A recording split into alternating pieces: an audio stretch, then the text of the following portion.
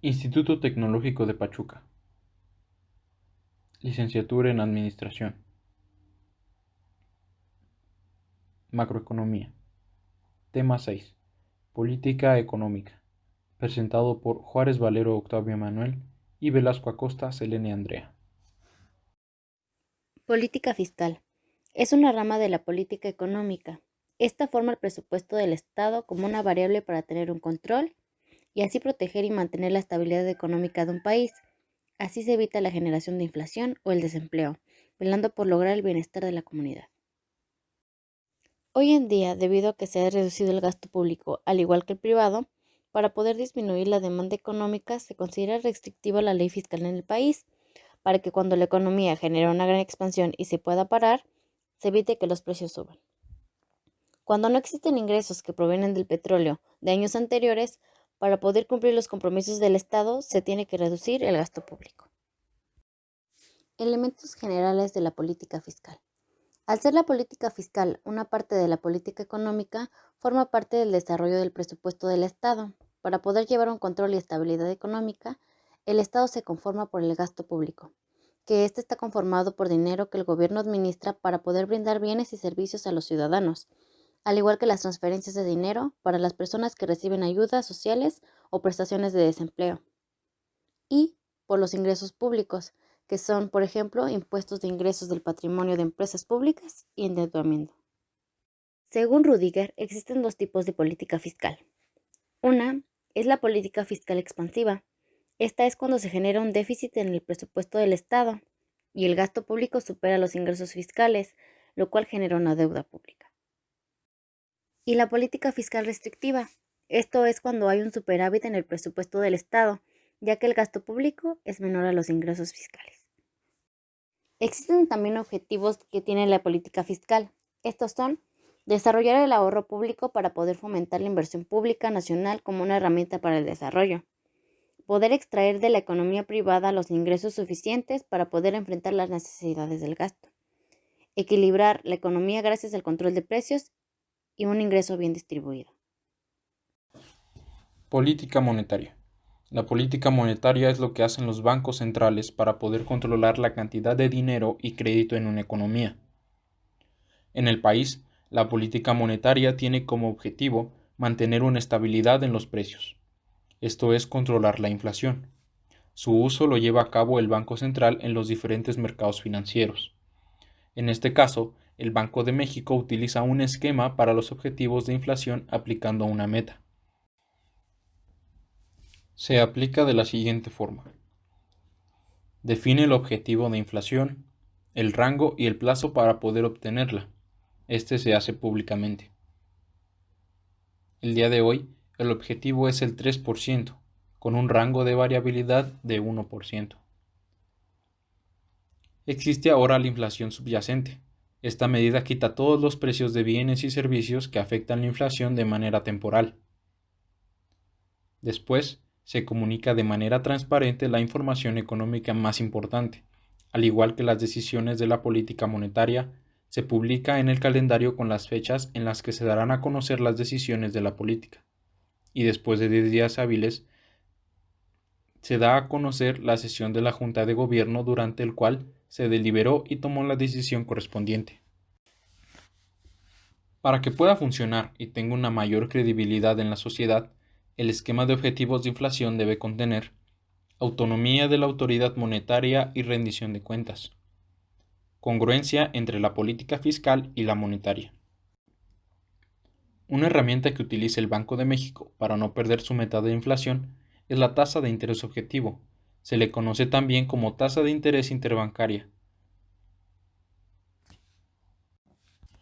Para poder comprender cómo el Banco de México utiliza estos instrumentos es necesario conocer lo siguiente. La liquidez es la suma de los saldos de dichas cuentas.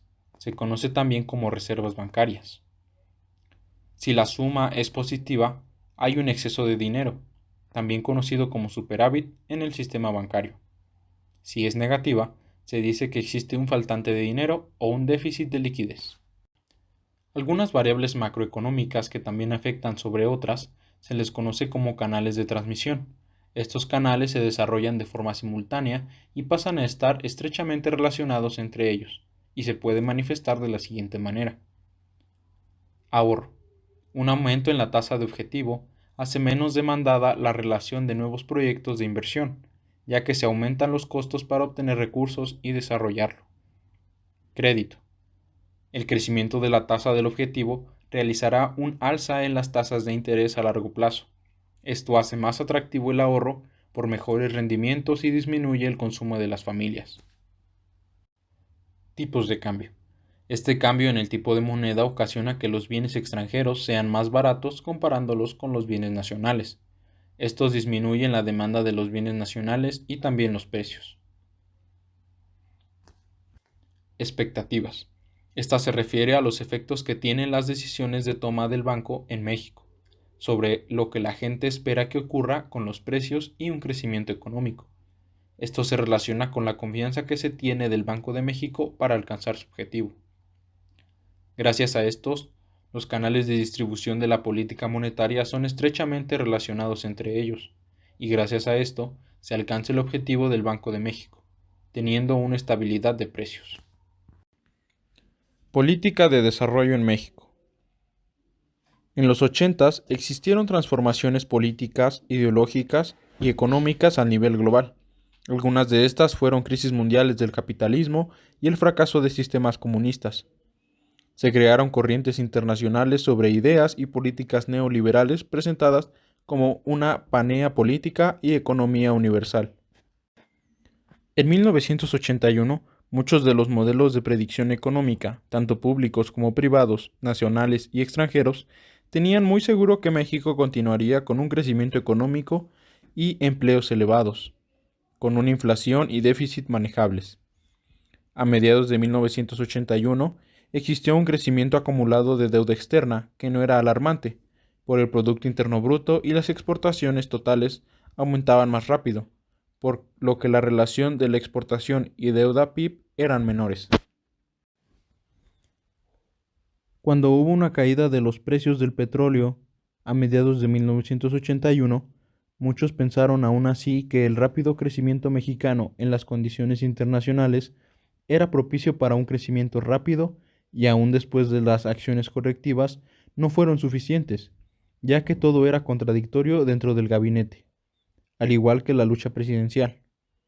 Se dio una resistencia de las dependencias y empresas públicas para controlar sus gastos e inversiones a las importaciones. Estas medidas hubieran hecho que la inflación fuera manejable y no tuvieran un desequilibrio tan extremo. La tardía decisión del gobierno llevó a la economía a que existiera una expansión fiscal, una sobrevaluación de moneda y una restricción monetaria. La crisis de 1982 fue un problema muy complicado en el nacionalismo económico, al igual que la crisis del 86 fue determinante para México hacia el neoliberalismo. Hasta 1988 fue cuando Estados Unidos se dio cuenta de que debería tener una relación más integral y viable con México. Con su actitud y políticas cambiaron de una manera muy notoria desde 1982. El intento de destruir el estatismo y el populismo después de la crisis del 86 fue cuando extremaron sus presiones para que México adoptara el neoliberalismo y tuviera un sistema más democrático, basado en el bipartidismo de derecho. En 1988, un nuevo problema inesperado surgió en el proceso electoral cuando ganó Cuauhtémoc Cárdenas, por lo que de nuevo había versiones de estatismo y socialismo. Cuando Carlos Salinas, seleccionado como candidato presidencial en 1987, un grupo de tecnócratas neoliberales se hizo cargo de la toma de decisiones, basándose en estrategias proteccionistas, el populismo, el estatismo, así como el monetarismo ortodoxo, intentando atacarlo. A pesar de que el neoliberalismo rechaza la intervención estatal, se tuvo que apoyar del viejo sistema para filtrar las ideas y prácticas neoliberales. Salinas planteaba en términos de que no se podía mantener una economía abierta y el sistema político cerrado. La centralización del poder de decisión hizo que el gobierno filtrara y seleccionara elementos ideológicos, institucionales y de política que creían eran pertinentes para México. Esto supuso la aplicación de que volver al mismo sistema ortodoxo y reclamos en el Estado minimalista. El gobierno de Carlos Salinas desarrolló un conjunto de reformas necesarias que habrían aplicado en los años 70. Estaban orientadas hacia el mercado mexicano y su correcta función.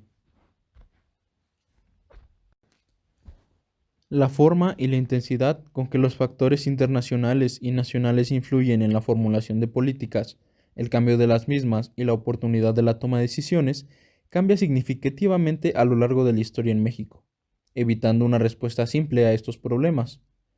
Lo que está claro es que las instituciones mexicanas internacionalizaron fuerzas externas y las que se adaptaron a lo que estaba viviendo el país, para buscar la sobrevivencia y crecimiento del Estado.